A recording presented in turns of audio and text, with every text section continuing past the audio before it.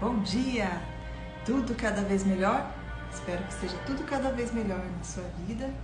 E estamos aqui com esse objetivo, com esse propósito de construir vidas cada vez melhores, mais conectadas com a nossa natureza divina, fazendo então escolhas melhores nesse sentido, que nos levem a manifestar o mais elevado em nós.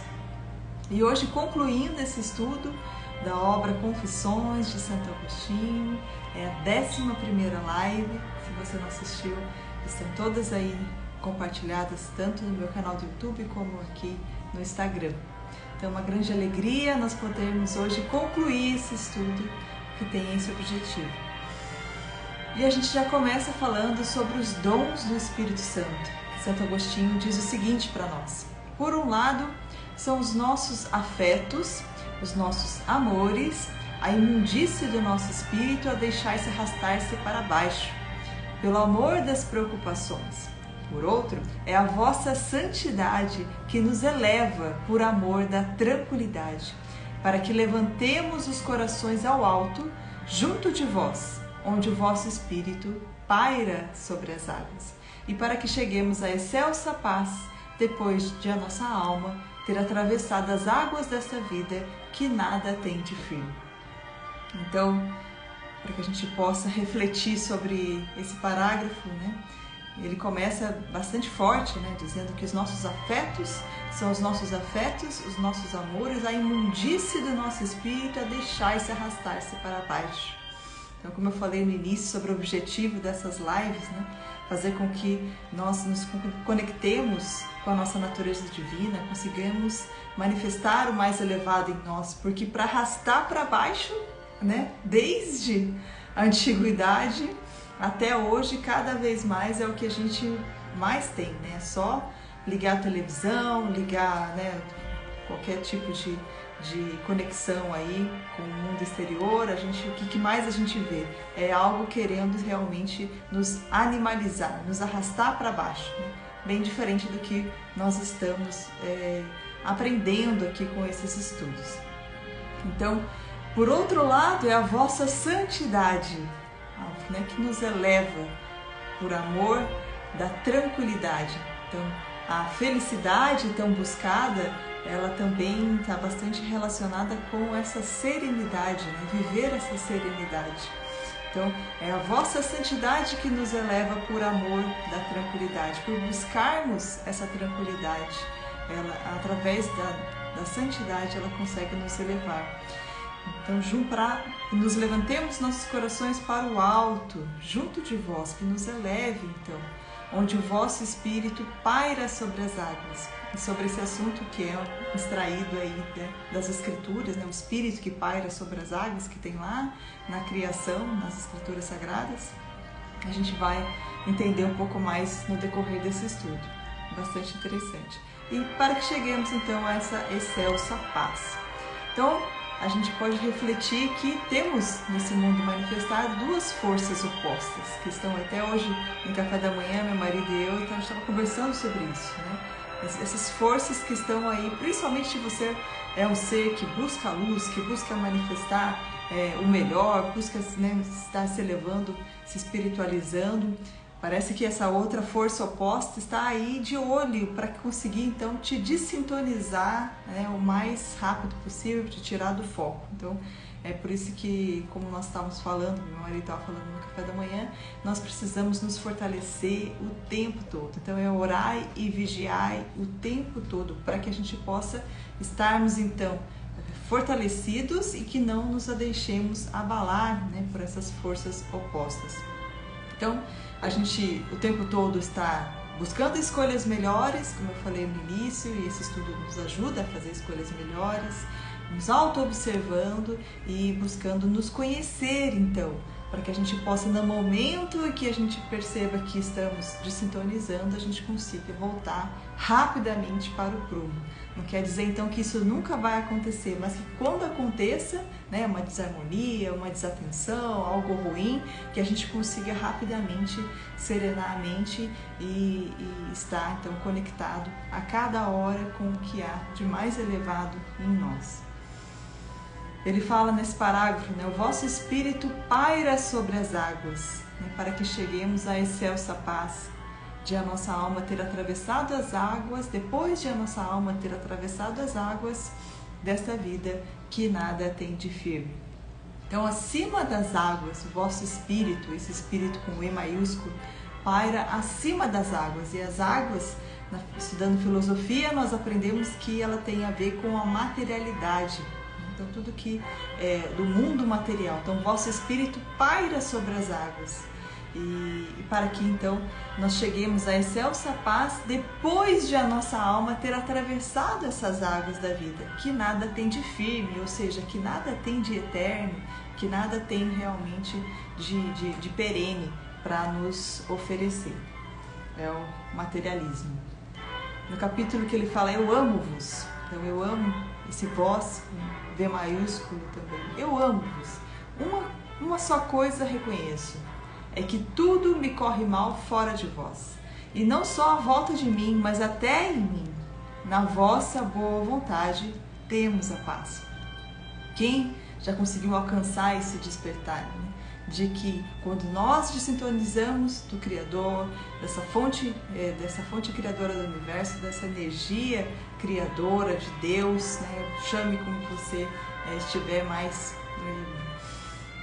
à vontade, mas quando saímos dessa conexão, tudo corre mal. A gente percebe que só a gente projeta essas sombras, essas ilusões aqui no nosso dia a dia, quando a gente está desintonizado, estamos fora de vós, como ele diz aqui. A nossa boa vontade, na nossa boa vontade temos a paz. Então essa vontade que na Constituição septenária do ser humano está lá no topo da nossa Constituição, acima do nosso eu carnal, como essa vontade divina que Santo Agostinho também coloca na Trindade, que representa o Espírito Santo. Então, na nossa boa vontade temos a paz.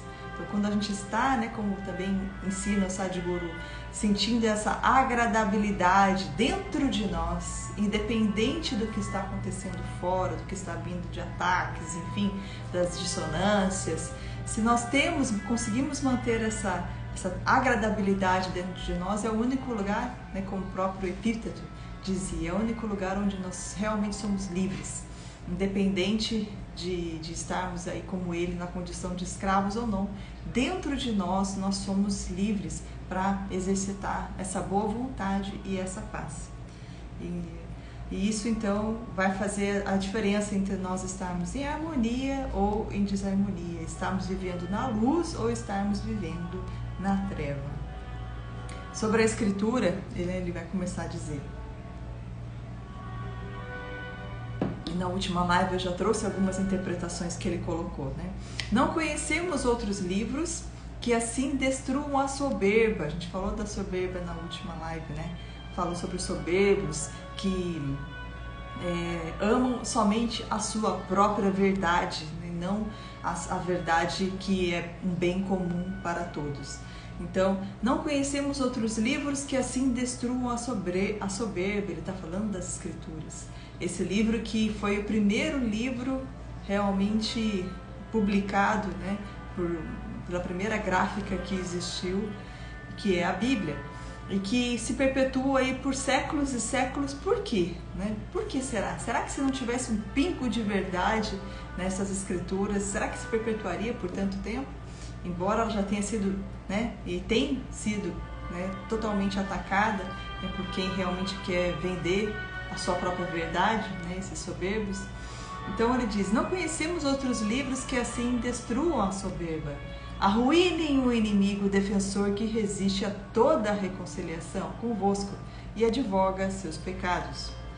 Palavras tão puras que tanto me persuadissem a confessar-vos, que tanto me suavizassem a sujeição da minha mente ao vosso jugo e me convidassem a servir-vos tão desinteressadamente. Então, tudo isso são palavras que ele encontra para falar a respeito da Escritura Sagrada que o salvou no final das contas. Ele que foi um grande buscador da verdade durante toda a sua vida, um professor de oratória, e de repente se viu aos 32 anos aí vivendo a depressão e por uma obra do acaso que não existe, ele ouviu uma criança dizendo, né, como a gente falou na primeira live dessa história, ele ouviu uma criança dizendo toma leite, né, em latim. E aí ele pegou um livro que estava sempre ali, né? A mãe dele é Santa Mônica, sempre orou muito para que ele alcançasse a salvação, enfim, alcançasse o seu caminho. E naquele momento ali ele tomou o livro e leu as palavras de Paulo de Tarso, né, que a gente falou lá na primeira live. Então não andeis por esses caminhos, enfim. Ele encontrou então na Escritura Sagrada esse caminho para ele. E aqui ele diz, né, palavras tão puras que tanto me persuadissem a confessar-vos. Essa obra realmente ele chama de confissões, essas minhas confissões, né? Que tanto suavizassem a sujeição da minha mente ao vosso jugo.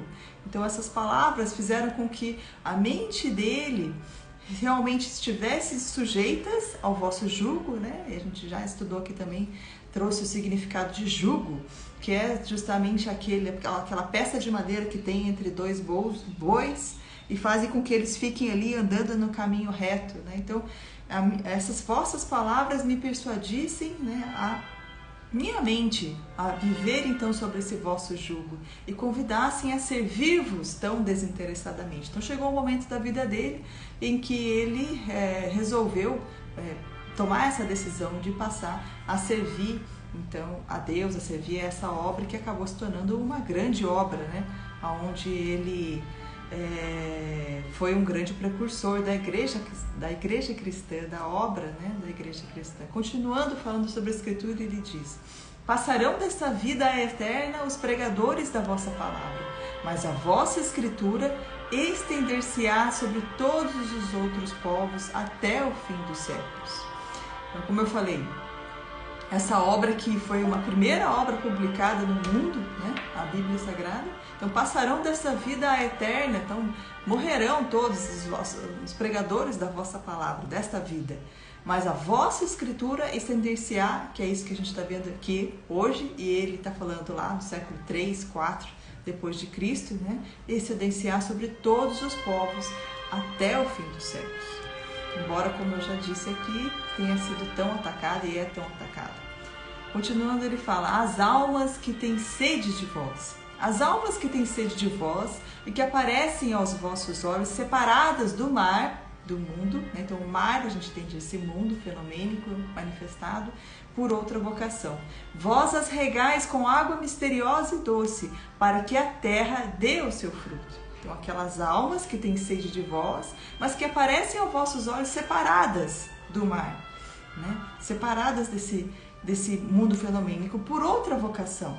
Essas almas, vós os regais com água misteriosa, doce, para que a terra dê o seu fruto.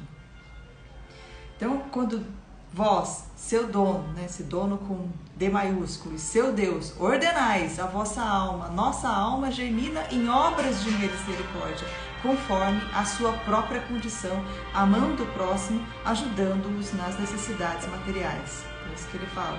Então, quando vós, então tudo ele faz porque ouviu, conseguiu ouvir, chegar à capacidade de ouvir essa ordem, né, e de atender a essa ordem maior. Então, fala da nossa alma germina, então, em obras de misericórdia, conforme a própria condição. Então, na verdade, esse potencial já existia aí nessa alma e passa, então, a agir em obras, amando o próximo, ajudando-os nas suas necessidades materiais.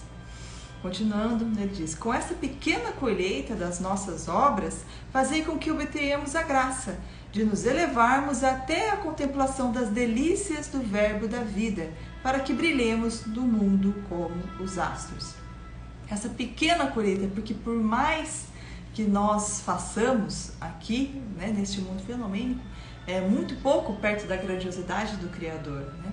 Então, com essa pequena colheita das nossas boas obras, fazeis, mas a partir dessa pequena obra a gente já consegue, então, vivenciar essa graça, né, de viver o verbo da vida, para que brilhemos no mundo como os astros. Então, essas boas ações fazem com que a gente obtenha essa conexão, nos levam a essa conexão maior e fazem com que nós possamos então brilhar, porque nós não estamos mais brilhando, como vai falar mais lá na frente, a partir do nosso ego, mas sim a partir dessa conexão maior. Os dons celestes que o Felipe vai falar. Por um desígnio eterno, lançai sobre a terra os dons celestes. A uns dais por meio do Espírito Santo a palavra da sabedoria, a outros a ciência, a outros dais a fé, a outros o poder de curar, a outros dons dos milagres, a outros o dom da profecia, a outros o dom do discernimento, a outros o dom das línguas. Então esses dons celestes foram nos dados por meio do Espírito Santo. E sobre o discernimento ele vai falar: o homem renovado pelo Espírito e vendo perfeitamente a vossa verdade, não precisa das indicações de outro homem para proceder segundo a sua espécie. Ele mesmo compreende a vossa vontade e aquilo que é bom, agradável e perfeito. Então, esse homem que foi renovado pelo Espírito e consegue então ver perfeitamente a verdade, não precisa da indicação de outro homem, não precisa de alguém para convencê-lo, né, sobre como proceder segundo a sua espécie. Então nós somos, com a nossa espécie, seres humanos. Achei interessante esses dias, eu vendo um estudo, né, e se não me engano foi o próprio Sadhguru mesmo dizendo: nós somos os únicos, né, nesse reino que somos chamados de seres, né? Então, nós somos, como ele falou, não tem um ser elefante, nós somos um ser humano. Então, esse ser, né, nós, como ele diz aqui, quando renovados pelo Espírito e vendo perfeitamente essa verdade, a gente consegue, então, sem precisar da indicação de outro homem, proceder segundo a nossa espécie, proceder como seres humanos, né? Quando a gente vê a professora Lucilena sempre exemplifica também uma obra boa, de caridade, alguém que conseguiu salvar o próximo, alguém que devolveu uma carteira, né, que encontrou na rua, enfim, a gente fala, agiu como humano, né? Isso é proceder segundo a nossa espécie. E mesmo com ele mesmo compreende a vossa verdade, esse ser que encontrou a verdade, aquilo que é bom, agradável e perfeito. Então, na dúvida se nós estamos seguindo a verdade, nós podemos avaliar se o resultado das nossas obras se é bom, agradável, perfeito. Como a gente já falou várias vezes aqui na obra de Platão, né? Se tudo o que nós formos fazer, quem fala isso, né, na verdade é Kant, né? Se nós formos elevar a universalidade, se todo mundo for agir como nós, será que o resultado vai ser bom, agradável, perfeito? Né? Então tudo que a gente está vendo de ruim acontecendo, a gente não vê nada de bom, agradável e perfeito. E é isso que o Santo Agostinho nos diz aqui, que está então longe dessa verdade, desse discernimento que nos leva ao bom, agradável e perfeito. Continuando sobre o discernimento, ele diz: o homem que vive segundo o seu espírito formula o seu parecer, aprovando o que é reto, censurando o que encontra de vicioso nas almas e nos costumes. Então, aquele que está aí buscando constantemente se ligar à sua natureza divina, viver segundo esse espírito, a partir também de todas as experiências pelas quais passou, assim como Santo Agostinho passou, e confessa aqui nas suas confissões, assim como eu passei, assim como muitos de nós, né, temos escolhas erradas ao longo da vida, mas buscamos aprender com essas escolhas, e aí a gente então começa então a viver, buscar viver segundo esse espírito. E aí há então a possibilidade de nós formularmos o nosso parecer, como ele falou no parágrafo anterior, que nenhum outro homem precisa me indicar qual é o reto caminho, como proceder, porque esse espírito consegue me mostrar e aprovar então o que é reto, censurar o que encontra-se vicioso nas almas e nos costumes. Que isso a gente pode fazer enquanto ainda é possível fazer, porque em alguns países nem é possível que haja esse tipo de censura, pelo contrário, Aquele que vê o que é reto, que vê o que é bom, é que está sendo censurado, né? Então, é isso, o discernimento segundo Santo Agostinho, o homem que vive segundo o Espírito, formula o seu parecer, aprovando o que é reto e censurando o que encontra-se vicioso nas almas e nos costumes. E falando mais uma vez sobre o resultado das obras, lembrando mais uma vez o estudo que nós fizemos de Platão, ele ensina, né, que o vício vai levar o resultado de obras de tudo que é feio, o que não tem saúde, tudo que não traz algo de bom. Ao passo que o exercício da virtude vai trazer saúde, vai trazer beleza, vai trazer justiça. Então, qual lado nós estamos buscando? O que nós estamos buscando manifestar na nossa vida? Né? O que está realmente acontecendo como resultado das nossas escolhas? Por aí a gente percebe, então, o que a gente está fortalecendo mais, o vício ou a virtude, né? No nosso cotidiano, nosso pensamento, nosso sentimento, nossas ações. Isso é discernimento. Então, viver segundo o Espírito versus viver segundo o materialismo. É isso que a gente precisa observar, se estamos vivendo segundo o Espírito ou se estamos vivendo segundo o materialismo. Eu também tenho feito estudo do livro, da obra épica Bhagavad Gita, que tem aí, né, é mais antigo do que a Escritura Sagrada, né? Vem lá dos Vedas, uma das primeiras línguas escritas que foi o sânscrito. Mesmo lá já se dizia, já se ensinava qual era o caminho reto, qual era o caminho bom, e já se dizia sobre aqueles que buscam então satisfazer o seu eu carnal acima de tudo, satisfazer esse lado material, ficar vivendo, buscando se satisfazer nesse mundo da matéria e deixando de lado esse viver segundo o Espírito, que proporciona aí tudo que a gente tem visto, estudado aqui nessa obra também de Santo Agostinho. Interpretação das Escrituras Sagradas. Aqui eu trago uma curiosidade, né, que eu achei bastante interessante. Ele começa a explicar, fazer essa interpretação de algumas palavrinhas que a gente vê aí no Gênesis, né, na constituição do universo.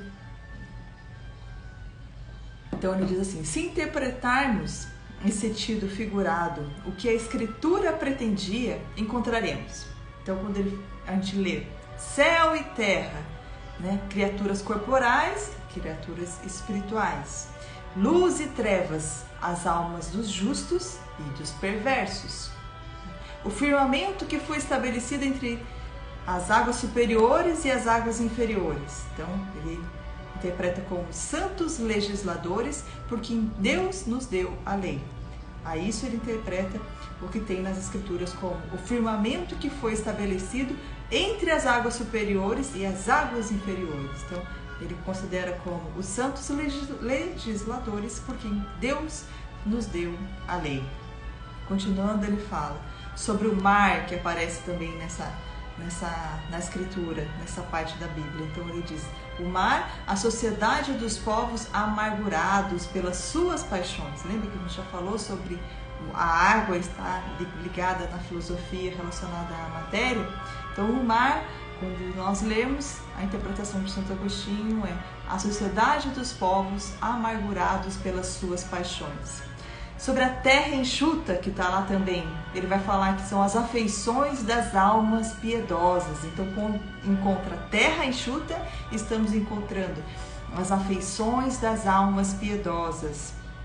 E aí, sobre as ervas que nascem de semente e nas árvores frutíferas, aquilo que nasceu dessas ervas e dessas árvores frutíferas, ele considera como as obras de misericórdia praticadas nessa vida. Então, esses frutos são as obras de misericórdia praticadas nessa vida.